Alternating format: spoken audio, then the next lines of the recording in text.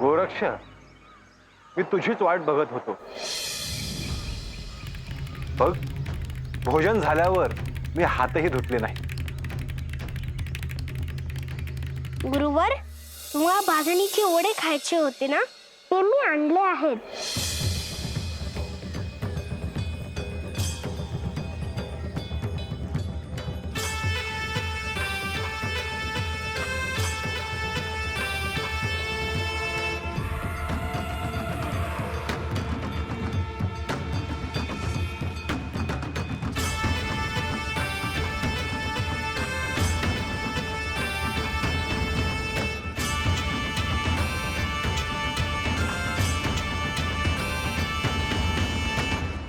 त्या मातेने पुन्हा ताट भरून दिले आहे. गोरक्ष, तू माझ्यासाठी इतके कष्ट घेतलेस,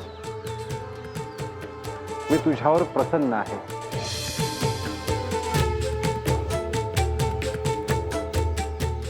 परंतु तू हाताने डोळा का झाकला आहे? काही नाही गुरुवर, तुम्ही आधी भोजन केलं आणि तुम्हाला प्रिय असलेले वडे तुम्ही खाल्ले तर मला आनंद होईल.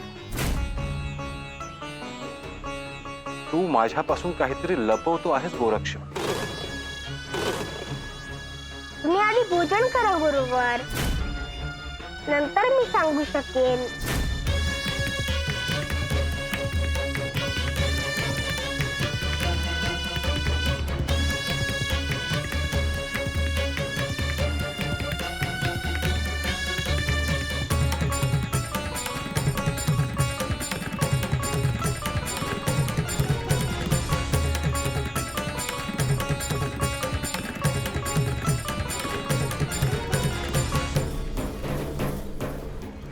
गोरक्ष, बाळ इकडे ये.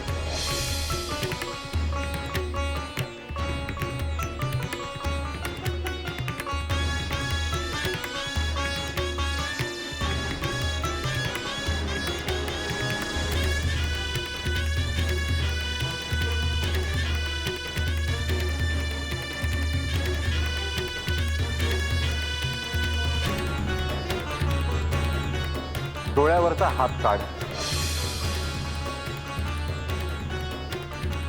पण गुरुवर, तुम्ही आधी भोजन का नाही करत?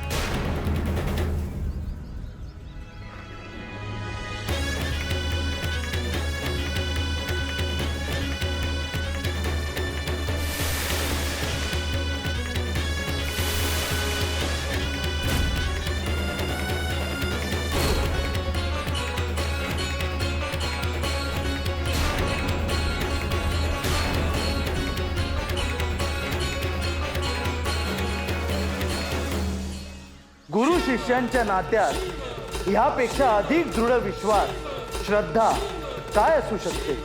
गुरूंविषयी अत्यंतिक प्रेम असल्याशिवाय असे घडू शकत नाही.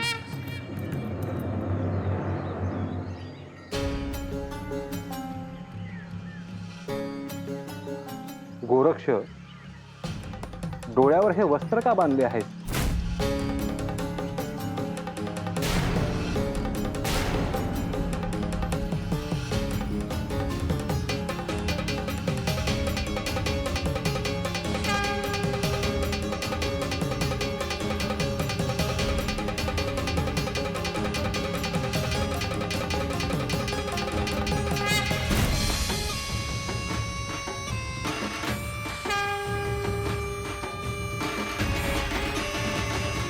हे काय गोरक्ष, तुझ्या डोळ्यातून रक्तस्राव होतो आहे.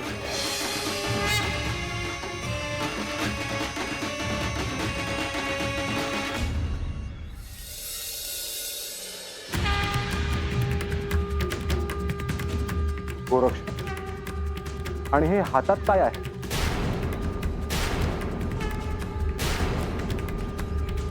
दाखव मला.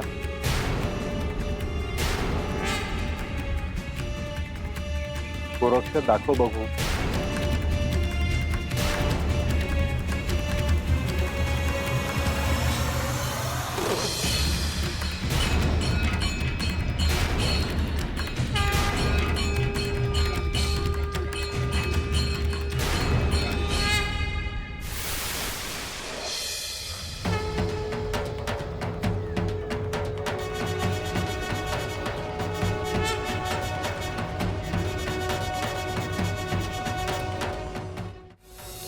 काय झाले आहे आपण नंतर बघू. आधी ते बुबुळ माझ्या हातात दे.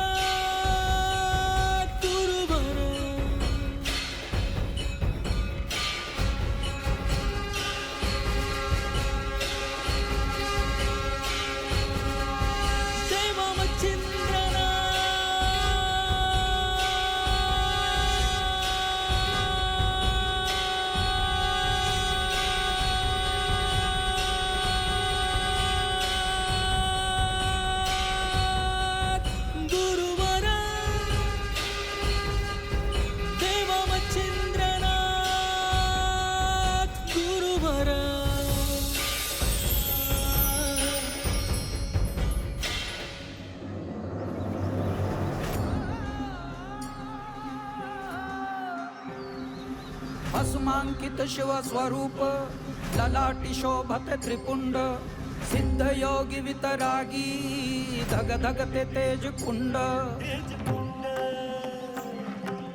सज्जनासी संजीवन दुरितांचे निर्दालन जगदोद्धारास्तव जणू प्रकटति नवनारायण सृष्टीच्या स्पंदनात काळाच्या मंथनात दुम दुम तो दुम दुम तो दुम दुम तो दुम दुम तो एकनाद व्यापुनी त्रिभुवन अलख निरंजन अलख निरंजन अलख निरंजन हो आदे अलख निरंजन अलख निरंजन अलख निरंजन हो अलख निरंजन अलख निरंजन अलख निरंजन हो आदे अलख निरंजन अलख निरंजन अलख निरंजन हो अलख निरंजन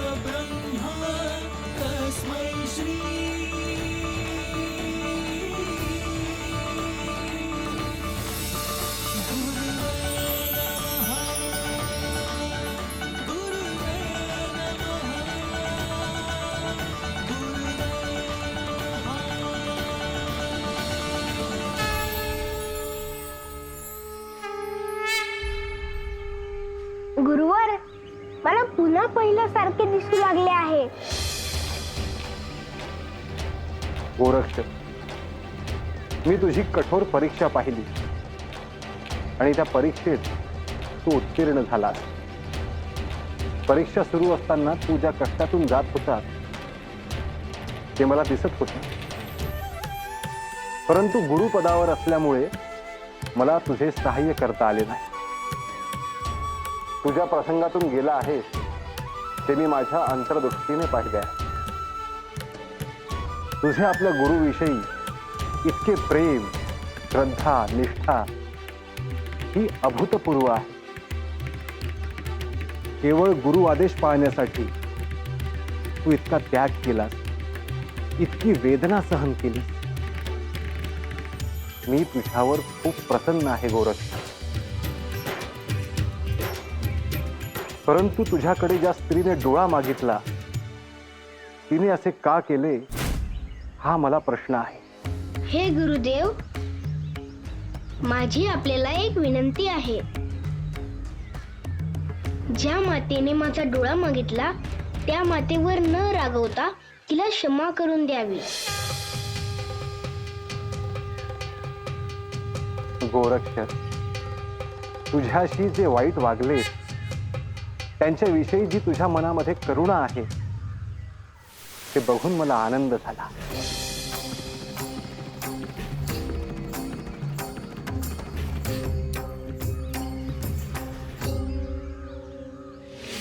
अलख निरंजन अलख निरंजन अलख निरंजन हो अलख निरंजन अलख निरंजन अलख निरंजन. कनकगिरी ग्रामात जी घटना घडली त्यातून गोरक्षचे मच्छिंद्रनाथावर असलेले अपार प्रेम दिसले. तुझ्यावर असलेली त्याची निष्ठा आणि प्रेम याचे हे सात्यंत उदाहरण होते. दिवसेंदिवस चंद्र जसा कलाकलाने वाढतो तसे गोरक्षचे प्रेम वाढत जाईल. त्यासाठी गुरु हेच सर्वस्व होऊन जाईल. तूच त्याची माता, तूच त्याचा पिता, तूच त्याचा बंधू आणि तूच त्याचा सखा होणार आहेस. तुझ्याशिवाय त्याचे मस्तक कोणासमोरही झुकणार नाही. गोरक्षसाठी तूच देव आणि तूच सर्वस्व आहे. हे सगळे कुठे घेऊन जायचे हे मच्छिंद्र तुझ्या हातात आहे. कारण अपार प्रेम ही साधनेत बाधा आणते.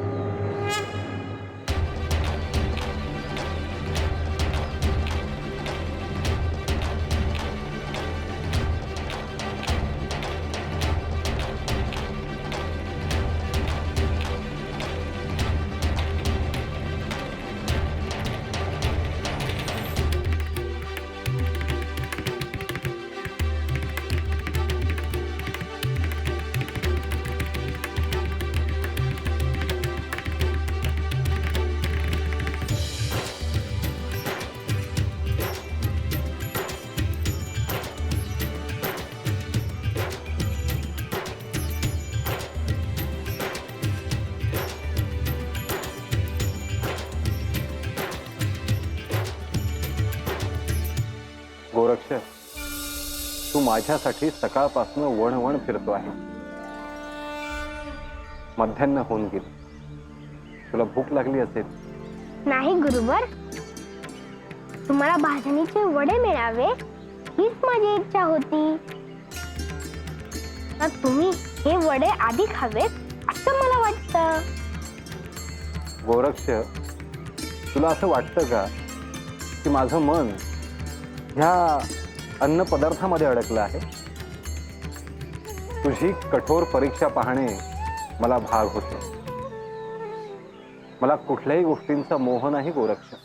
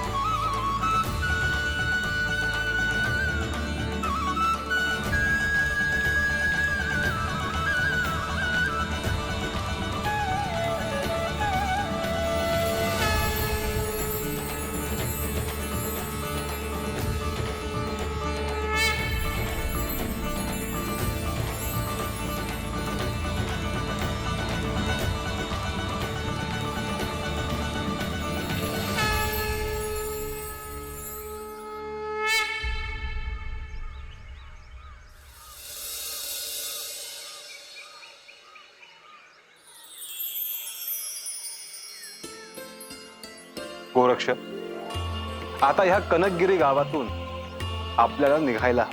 जशी आपली इच्छा गुरुदेव. गोरक्षने आपल्या गुरूंसाठी स्वतःच्या हाताने डोळा काढला, म्हणून या गावाचे नाव भविष्यात लक्षात ठेवले जाईल.